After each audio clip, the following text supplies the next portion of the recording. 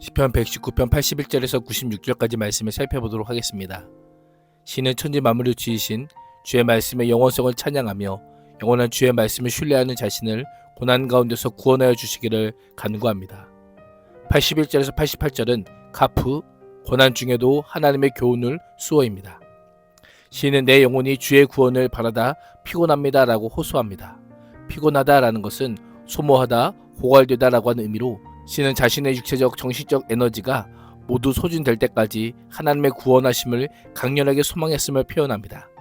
이런 고백은 오랫동안 극심한 환난으로 고통을 받고 더 이상 견디기 힘든 절박한 상태에 처해 있음을 의미합니다.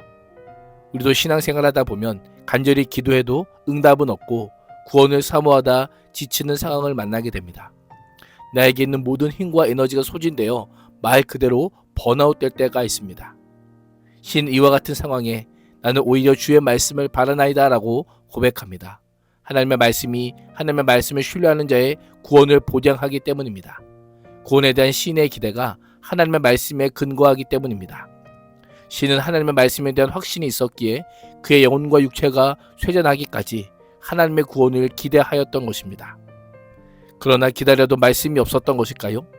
시인은 내 눈이 주의 말씀을 기다리다가 피곤하나이다 라고 고백합니다.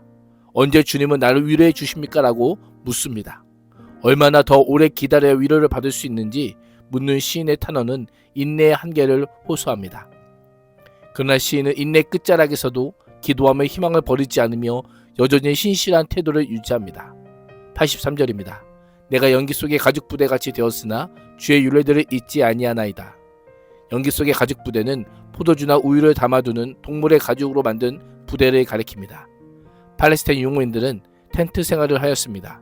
일반적으로 음료를 담은 가죽 부대를 텐트 안에 걸어 두었습니다.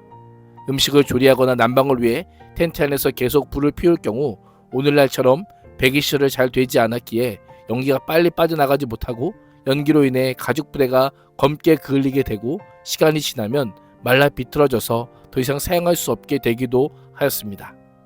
연기 속의 가죽 부대는 고난으로 인한 고통과 슬픔을 상징합니다. 검게 되고 점점 굳어져 말라 비틀어져가는 가죽 부대처럼 자신도 계속되는 극심한 고난으로 육체적, 정신적으로 매우 힘든 상황이었지만 주의 율례를 잊지 아니었다라고 고백하고 있습니다. 그럼에도 불구하고 말씀에 대한 사랑과 열정과 신앙만큼은 결코 변하지 않았음을 강조합니다. 그러나 고통스러운 현실 앞에서 질문하지 않을 수 없었습니다. 시인은 주의 종의 날이 얼마나 더 남았습니까? 나를 괴롭히는 사람들을 주께서 언제 심판하시겠습니까? 라고 묻습니다. 시인은 자신의 구원이 되는 대적에 대한 하나님의 심판이 반드시 실행되어야 함을 강조하고 있는 것입니다.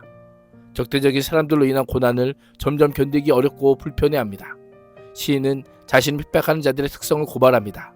그들은 하나님의 말씀보다 자신의 생각을 따르며 자신을 더 크게 여기기에 주의 법을 따르지 않습니다. 인생의 공간에 하나님의 자리가 없기에 교만할 뿐입니다. 그래서 말씀을 따라 사는 시인을 빠뜨리려고 구덩이를 팠습니다. 좀 더 정확하게는 함정, 빠져나올 수 없는 곳을 가리킵니다. 웅덩이가 복수로 되어 있어서 하나만이 아니라 여러 개의 함정을 파놓고 시인을 빠지게 한 것입니다. 시인은 왜 이런 고백을 할까요? 하나님의 말씀에 순종하는 시인을 대적한다는 것은 하나님과 하나님의 말씀에 대한 도전이기 때문입니다.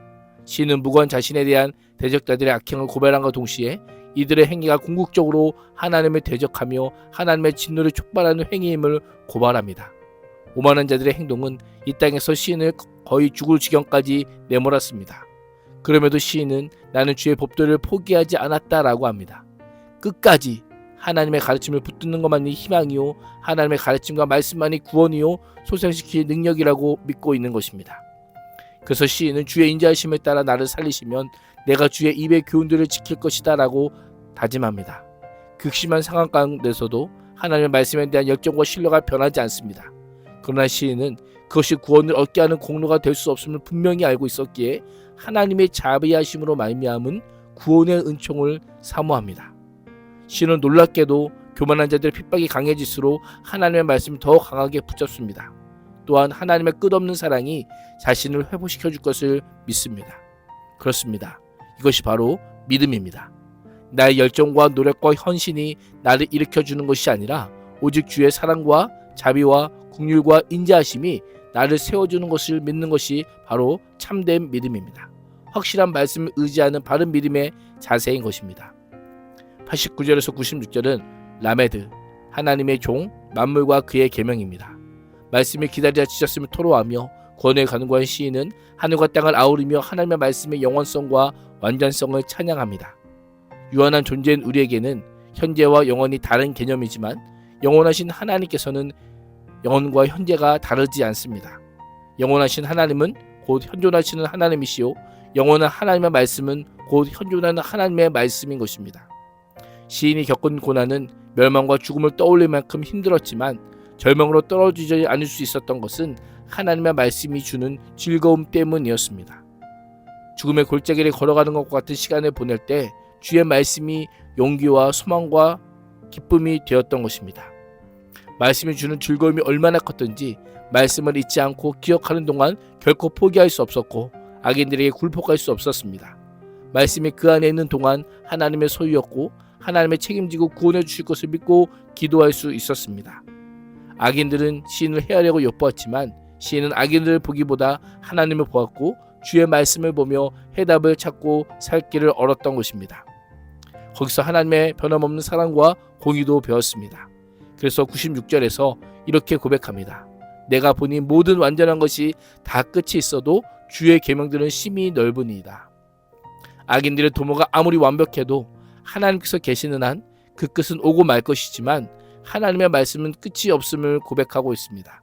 하나님의 지혜를 당할 수 있는 인간의 지혜는 없고 주의 능력을 넘어설 수 있는 인간의 능력도 없음을 찬양하고 있습니다.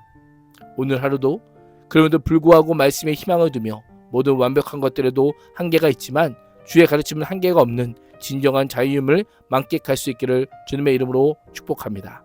기도하겠습니다.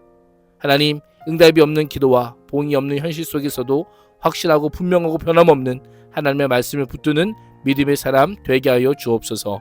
예수님의 이름으로 기도합니다. 아멘.